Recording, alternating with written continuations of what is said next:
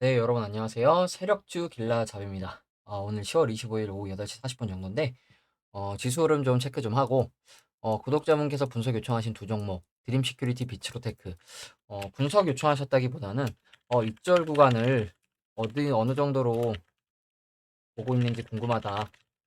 이 말씀을 해주셔서 좀 차트 좀 보면서 말씀을 드릴 거고, 그리고 오늘 급락 나온 섹터, 2차전지 대형주, 차트 흐름 좀 살펴보고 마무리하도록 하겠습니다. 먼저 지수부터 좀 보면, 일단 우리나라 증시 오늘 어제 미국 증시부터 볼게요. 어제 미국 증시 괜찮은 흐름이 나왔죠. 다우도 0.6%대 상승을 했고 나스닥도 1%대 반등이 나왔고 S&P 500도 1%대 반등이 0.7%대 반등이 나와서 오늘 우리나라 증시 괜찮겠구나 생각을 했는데 지수가 코스피를 보면 0.8% 정도 하락이 나왔고 그리고 코스닥 같은 경우에도 거의 2%에 가까운 하락이 나왔는데 여러분들도 아마 오늘 느끼셨을 거예요. 그 2차 전지 대형주만 하락하고 대형주 위주로 하락하고 대부분의 개별 종목들은 오히려 상승한指류가 저렇게 밀렸음에도 상승 종목이 하락 종목보다 더 많았습니다. 그래서 아마 개별 종목 갖고 계신 분들은 괜찮으셨을 것 같고 2차 전지 가지고 계신 분들은 안 좋았을 것 같은데 일단 지수로 놓고 보면 코스피 같은 경우에 지금 제가 계속 꾸준히 말씀드리고 있는 부분 중에 하나가 이제 이 위로 수렴하던 추세를 아래로 이탈했기 때문에 얼마나 더 하락이 나올지는 알 수 없다. 근데 주요 지지저항 라인이 이제 주봉상 448일선도 말씀을 드렸었고 만약 여기가 밀린다. 그러면 그 다음 지지저항 라인 한 요 정도로 보이거든요. 2310선. 네, 요 정도 좀 보고 있기 때문에 여기까지 내려갈 가능성이 있어 보여요. 대신 만약에 돌려 세우고 이중 바닥이나 삼중 바닥을 찍고 올라가 준다. 그러면 다시 상승장이 한번 나올 가능성은 있습니다. 그래서 그러면 이렇게 이중 바닥이나 삼중 바닥을 찍으면 역헤드앤 숄더 패턴이 나오겠죠. 그렇기 때문에 이걸 좀 나오는지 유심히 좀 봐야 될 것 같고 그리고 코스닥 같은 경우에는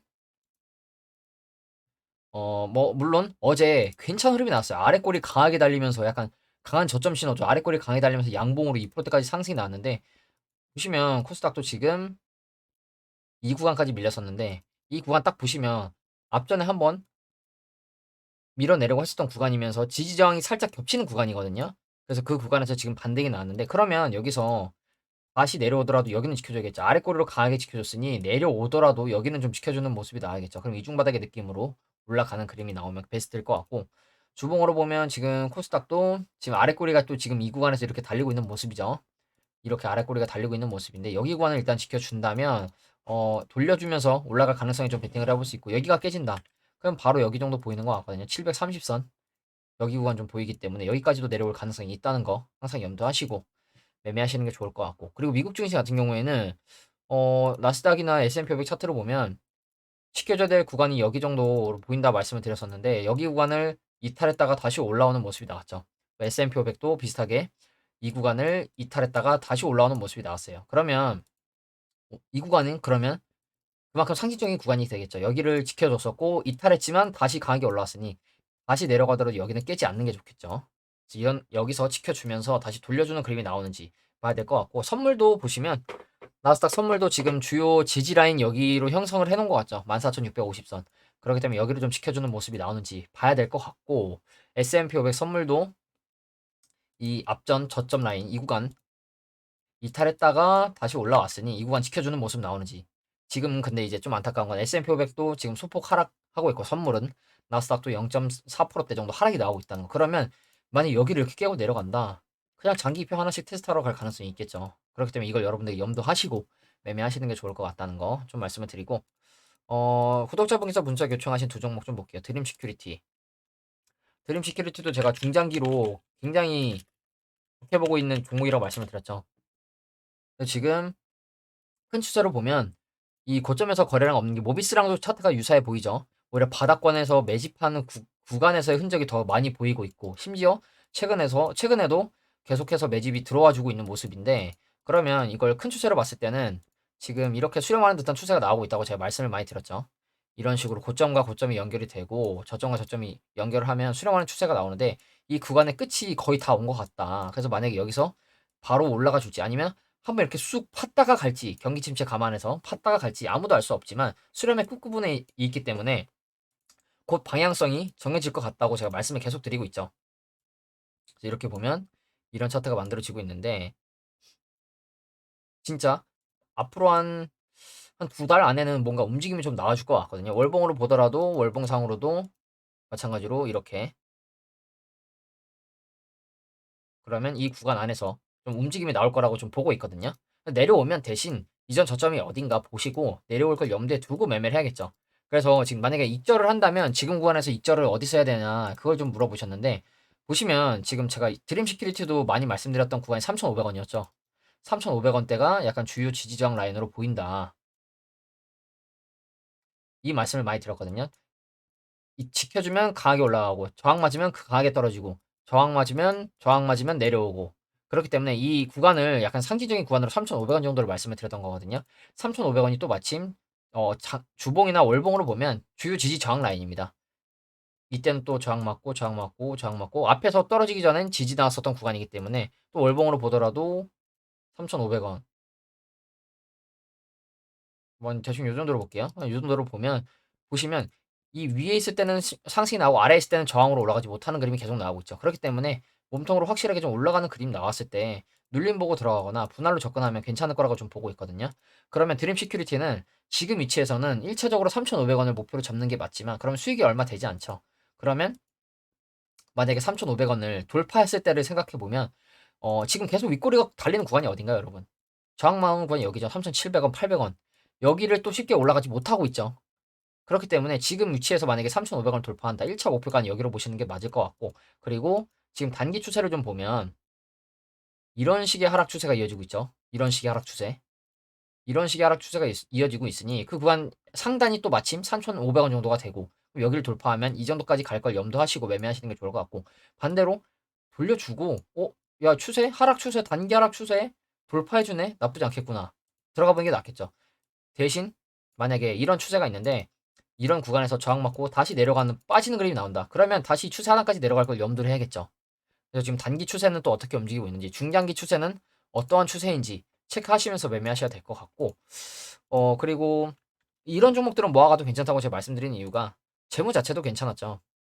재무 자체도 꾸준하죠. 매출 꾸준하고 당기 수익 늘어나고 있고, 물론 부채도 그만큼 많이 늘어나긴 했지만 빨간 게 없죠. 빨간 게 없죠. 이 재무제표에서. 그렇기 때문에 이 드림 시큐리티도 재무 자체가 굉장히 괜찮아서 모아가도 될 것 같다는 거 좀 말씀을 드리고 그리고 이제 다음으로 비츠로테크 비츠로테크도 제가 장기 입형 라인만 이탈하지 않으면 괜찮은 그림 나올 것으로 좀 본다 이 말씀을 이 정도 가격대에서 드렸었죠. 근데 이 구간 살짝 이탈하는 듯 하다가 저번 주엔가 바로 강하게 반등이 나왔었고 지금은 그러면 제가 장기 입형을 계속 말씀드린 이유가 입형이 지금 모여있는 구간에서는 위든 아래든 방향이 정해질 가능성이 높습니다. 그래서 이렇게 슈팅이 나왔던 이유도 있는데 만약에 이 구간이 깨진다 그러면 이전 저점 하나씩 테스트하러 갈 가능성을 열어놔야 합니다. 그래서 이걸 좀 염두에 하시고 매매해야 되고 그러면 비츠로테크는 지금 짧게 보면 여기죠. 여기 구간을 돌파하지 못했었죠. 지금 위치에서 그러면 1차로 여기 정도 보셔도 될 것 같고 이 구간을 돌파한다 그러면 이 앞전 양봉의 고점 왜냐면 지금 제가 말씀드린 8,800원대가 딱 마침 이 양봉의 몸통 중심이죠. 그러면 여기를 돌파한다? 그러면 이렇게 올라갈 가능성이 있겠죠. 9,600원대까지. 대신 지금 위치에서 장기 입형을 지켜주는 모습이 나와야 될 것 같다는 거. 지금 약간 종가로 봤을 때는 일단 이탈을 한 모습이죠. 그렇기 때문에 여기를 일단 지켜주는 모습이 다시 나오지. 아니면 적어도 이 추세는 지켜줘야겠죠. 저점 올려주고 있는 이 추세는 지켜줘야겠죠. 내려오면 여기까지 일단 빠질 가능성이 있다는 걸 염두에 내려오더라도 이렇게 돌려주고 올라가는 게 베스트겠죠. 그렇기 때문에 비츠로 테크도 단기적으로 볼 때는 8,800원 좀 더 돌파한다 9,000원 정도까지 볼 수 있을 것 같다는 거. 대신 장기 입형은 지켜주거나 적어도 저점에서 올려주는 이 저점 우상향 추세는 지켜주는 모습이 나와야 될 것 같다는 거. 마찬가지로 비츠로 테크도 이, 이 슈팅, 이 슈팅의 움직임, 이 슈팅의 움직임이 여기서 이 앞전 고점의 매물을 먹는 듯한 움직임으로 좀 보인다는 거. 왜냐면 거래량이 없죠, 여러분. 그러면 이렇게 내려와서 들어 올린 다음에 이 고점 물량 소화하고 한번 팠다가 이런 식으로 가는 그림. 약간 주봉이나 월봉으로 좀 보면 주봉이나 월봉으로 보면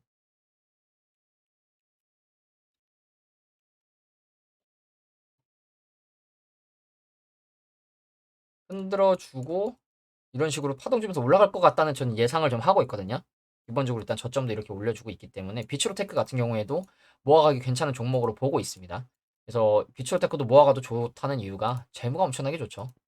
빨간 게 하나도 없죠.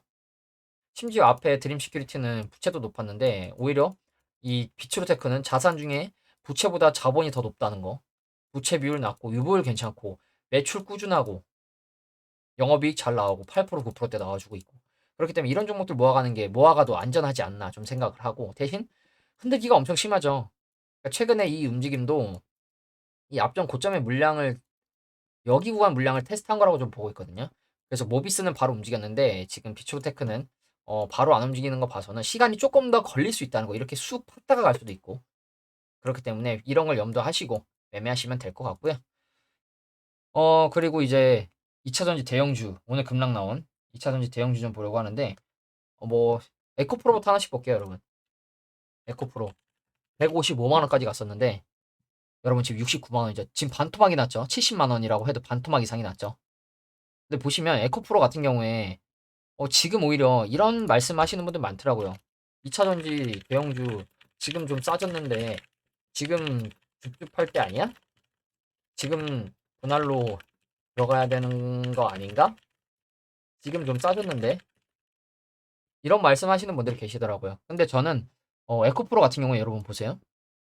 얼마인지도 안 보이는 2만 원, 9만 원 하다못해 10만 원이었던 종목이 지금 150만 원까지 올랐습니다. 그리고 이 에코프로 차트 보면 어 너무 급등한 느낌이 있죠. 여러분들이 보시기에도 급등하는 느낌이 있죠.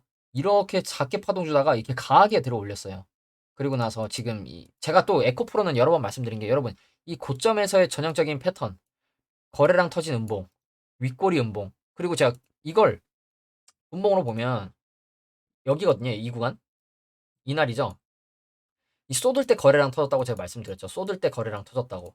이렇게 들어올릴 때 거래량 터진 게 아니라 쏟을 때 거래량이 터졌습니다. 이거는 차익 실현의 움직임이 있었던 게 맞습니다, 여러분. 그래서 저는 이거 위험하다. 고점 패턴 나왔다. 삼성전자가 일봉으로 보면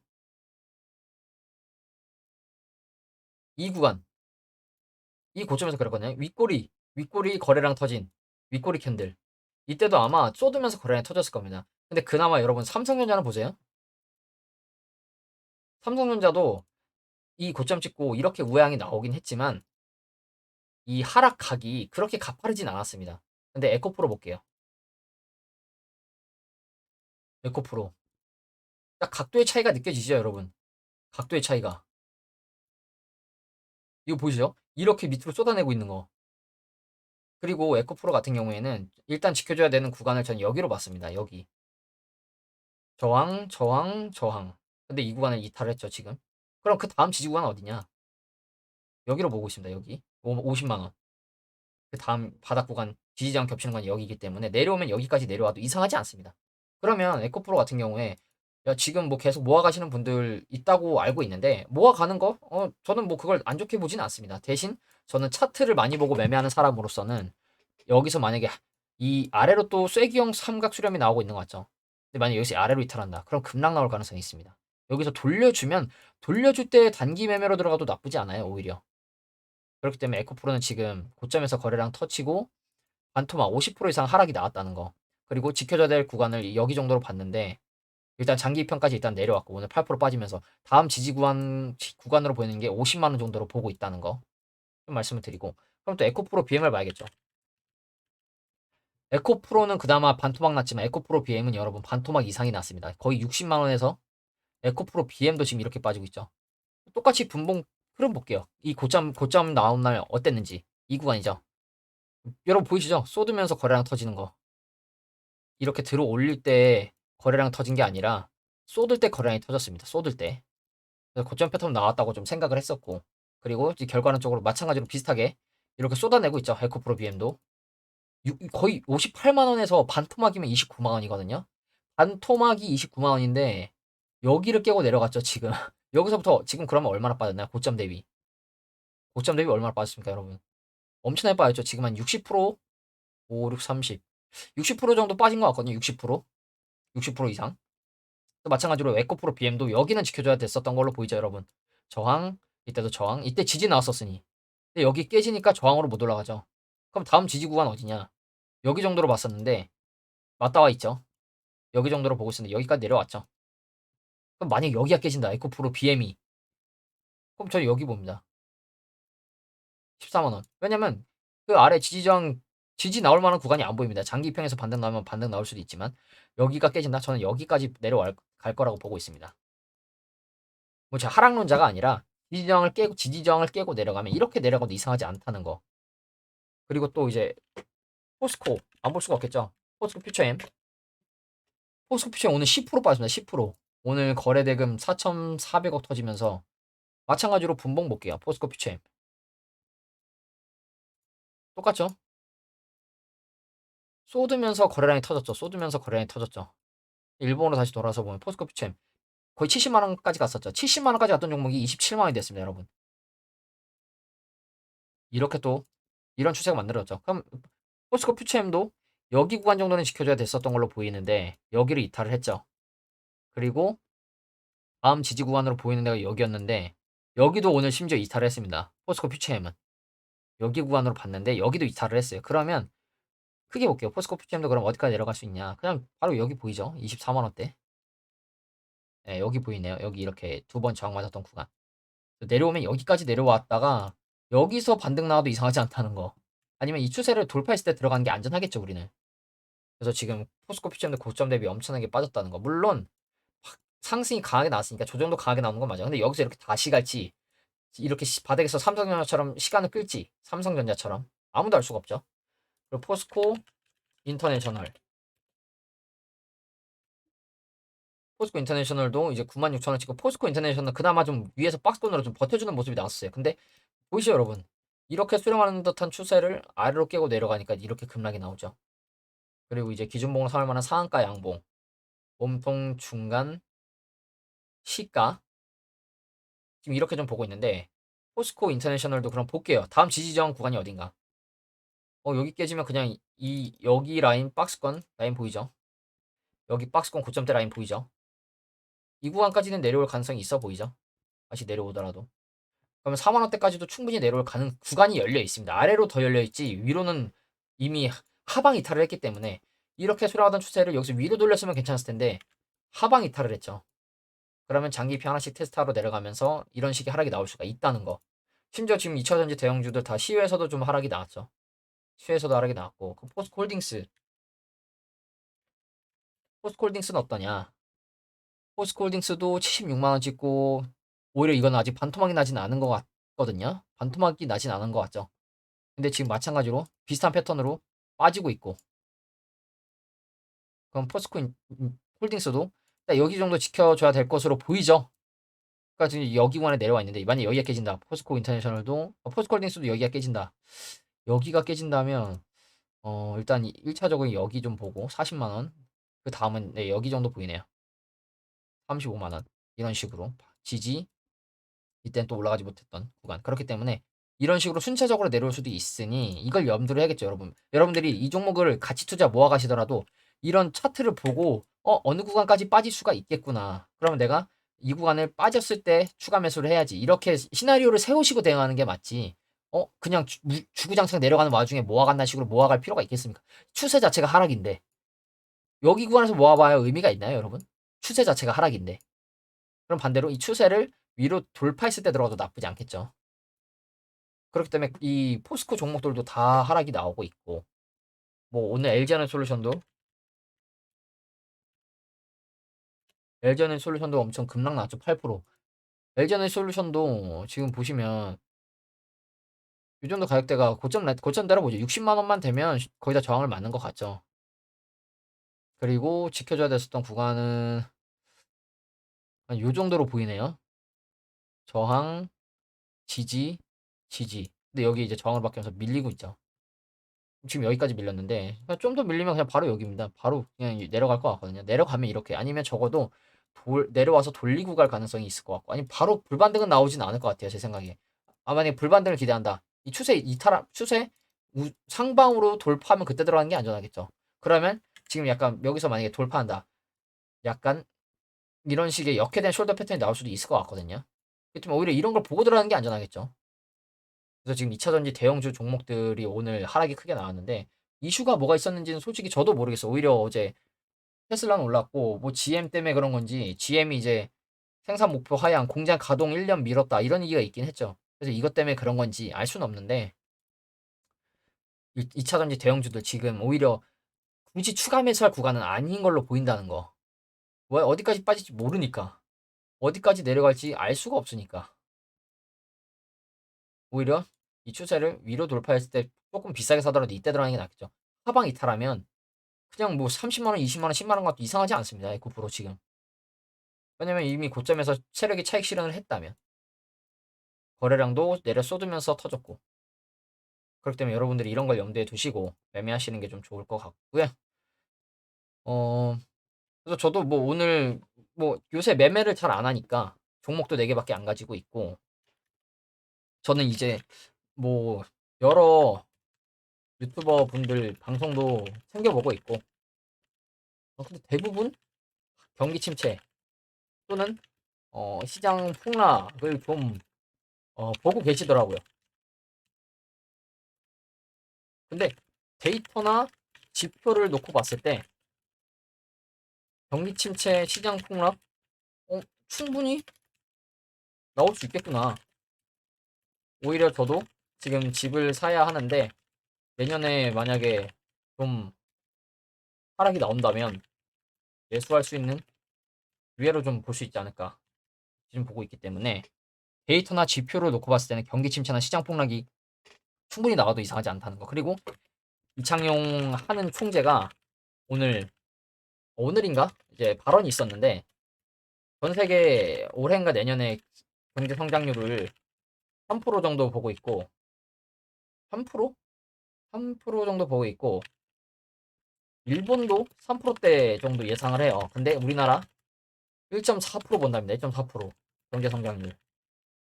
내년에 침체에 올 수 있다는 얘기를 또 했다고 하죠. 찾아볼까요? 얘기 있었나?